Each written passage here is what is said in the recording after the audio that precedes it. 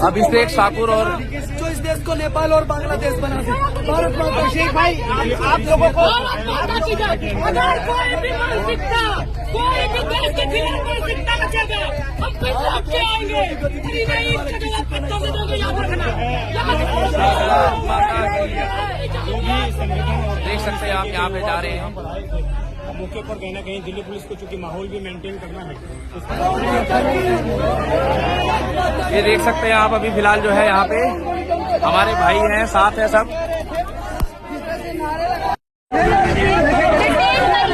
भारत माता की जय के नारे लगाए जा रहे हैं। जय श्री राम, भारत माता की जय।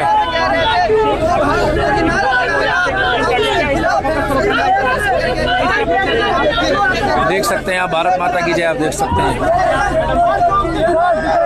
करके भारत को तोड़ने का सर्जिल इमाम का एजेंडा नहीं चलेंगे, का एजेंडा नहीं चलने देंगे। जो 2 कौड़ी का दान कि भारत तेरे टुकड़े होंगे इंशाल्लाह इंशाल्लाह, उसके साथ इसका प्रवक्ता खड़ा हुआ है। दूसरा प्रवक्ता इसका कहता है कि सर्जिल इमाम की रिहाई करवाऊंगा।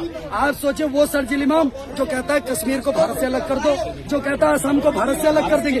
इनके बाप का भारत है, हमारे बाप का भारत। इतना तगड़ा फंडिंग कहाँ से आ रही है? देखिए ये आम आदमी में ज्वाइन थे और आम आदमी में उतने लोग आम है जितने गुलाब जामुन में जामुन होते हैं। जन सैलाब जो बता रहे थे कि जन सैलाब जनता का होगा, ये कहीं भी जन सैलाब जो है वो नजर नहीं आ रहा है।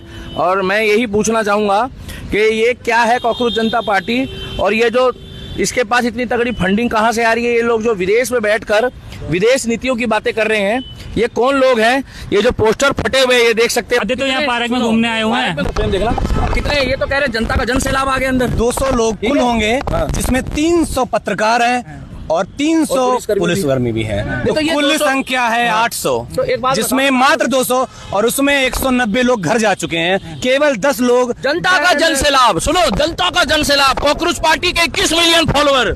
21 मिलियन मैं कह रहा हूँ, शाम को 4 बजे तक अगर आपको 21 फॉलोअर दिख जाए तो कहिएगा। ये सिर्फ और से आ रही फंडिंग, ये सिर्फ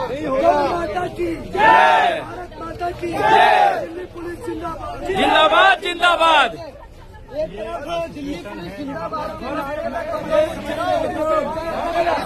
ये सारे पेड़, ये देखिए 2 करोड़ लोग खड़े हैं, ये देखिए 3 करोड़ पत्ते गिनिए 1 2 3 1 मिलियन, कितने 2 मिलियन, ये देखिए 1 मिलियन 2 मिलियन 3 मिलियन, आप 22वें मिलियन आप हैं। अच्छा, ये है मतलब जिंदाबाद भारत माता की जय।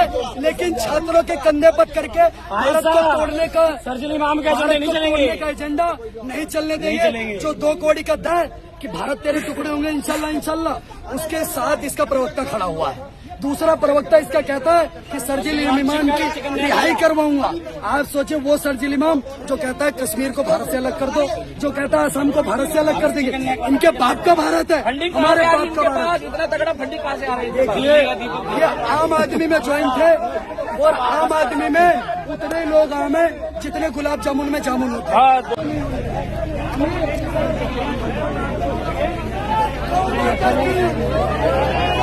ये देख सकते हैं आप अभी फिलहाल जो है यहाँ पे हमारे भाई हैं, साथ है सब। और मैं दिल्ली का दीपक, अभी आप देख सकते हैं बिल्कुल मेरे सामने जो है वो संसद मार्ग की रोड है, और ये बिल्कुल सामने अगर आप देखेंगे तो मैं आपको जूम करके दिखा देता हूँ। अभी ये जंतर मंतर को जो रोड जा रही है, जो बिल्कुल रोड खाली है, अगर आप देखेंगे तो एक कॉकरोच जनता पार्टी ने 6 जून को जो है एक आंदोलन के लिए बोला था कि हम लोग इकट्ठे होंगे, एकत्रित होंगे, और ये रोड सीधी जो है इधर से भी आ रही है।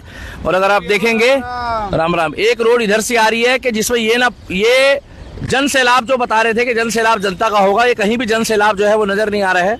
और मैं यही पूछना चाहूंगा कि ये क्या है कॉकरोच जनता पार्टी, और ये जो इसके पास इतनी तगड़ी फंडिंग कहाँ से आ रही है? ये लोग जो विदेश में बैठकर विदेश नीतियों की बातें कर रहे हैं, ये कौन लोग हैं?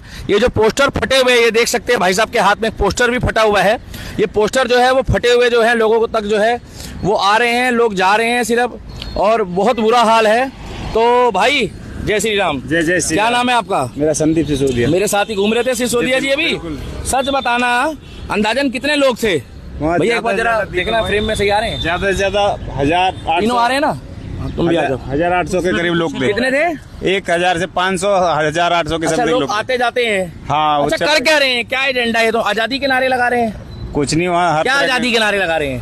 वहाँ हर तरह के नारे लग रहे हैं, आजादी के क्या वो हाँ देश विरोधी नारे, मतलब देश विरोधी नारे और इस तरह के क्या इधर आओ आप, एक बार इनको भी आन दो आप इधर। इनको प्रोटेस्ट से कोई मतलब नहीं, ना नीट के एग्जाम से, ना धर्मेंद्र प्रधान से मतलब है, इन्हें सिर्फ मतलब है एक अभिजीत को। नहीं सुनो, हम नीट का एग्जाम हो उसकी जांच होनी चाहिए पहले, सुनो। और हम कह रहे हैं शिक्षा मंत्री को, देखो भाई साहब, शिक्षा मंत्री को इसमें जवाब देना चाहिए। मगर ये जो लोग खड़े हैं, ये आप पीछे देख सकते हो, मगर आप दिखाऊंगा, आधे तो यहाँ पार्क में घूमने आए हुए हैं, वॉकिंग एरिया में। अच्छा, 12वीं क्लास के स्टूडेंट है जी, जिन्हें कुछ पता ही नहीं। कुछ ऐसे भी घूम रहे हैं, वो भी घूम रहे हैं, जिसमें से टाइम पास करने वाले भी घूम। कोई भीड़, जन सैलाब, जनता का कोई जन सैलाब नहीं है इसमें, कांग्रेस पार्टी का जन सैलाब आएगा। एक बार मतलब मुझे एक बार दिखा देता हूँ भाई साहब, यहाँ पर कांग्रेस पार्टी का जन सैलाब कहाँ है, जरा एक बार मुझे आप बताओ, जन सैलाब कहाँ है इसमें?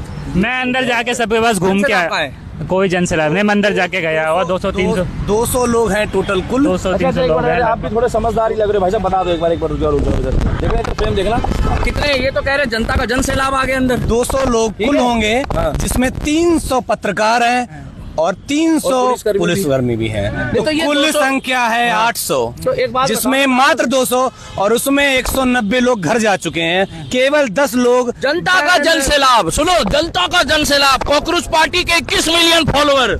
21 मिलियन, मैं कह रहा हूँ शाम को 4 बजे अगर आपको 21 फॉलोअर दिख जाए तो कहिएगा ये सिर्फ और सिर्फ फंडिंग, ये सिर्फ और सिर्फ विदेशी फंडिंग है।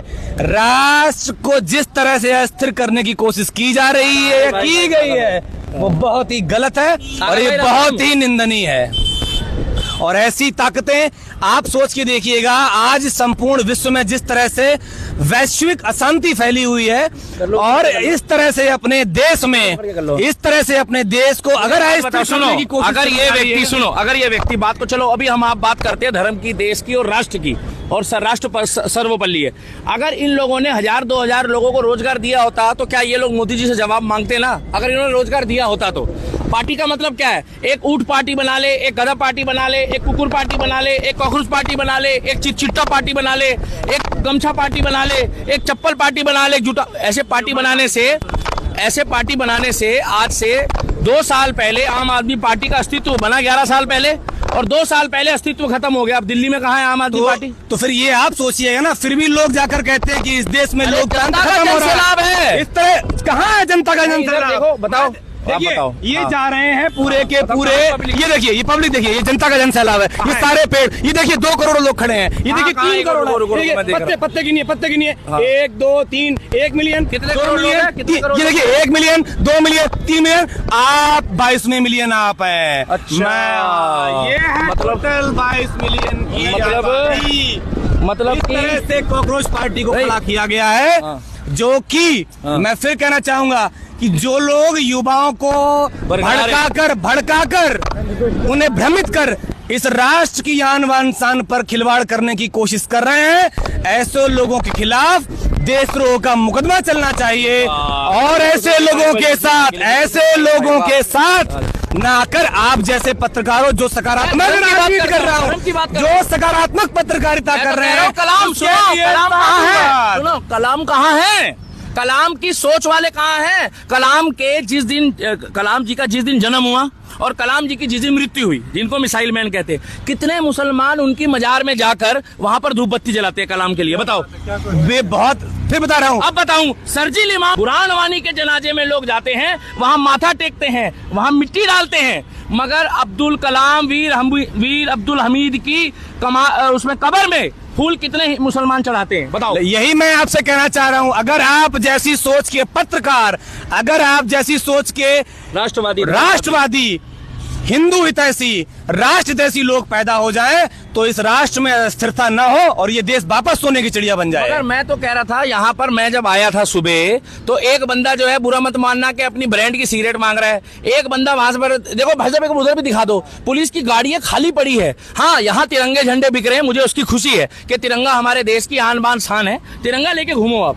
मगर ये कांग्रेस पार्टी के पर्चे जो है, ये फटे हुए लेके यहाँ पर गिरे हुए हैं। ये फंडिंग कहाँ से है? ये जो कांग्रेस पार्टी का जो पर्चा है, इसकी फंडिंग कहाँ से आ रही है? इसकी फंडिंग कार्ड है, ये कार्ड है। बिल्कुल। अंदाजन मैंने सुना है, ऐसा सुना, मेरी बात भी सुनते जाना बीच बीच में, आप भी जवाब देना।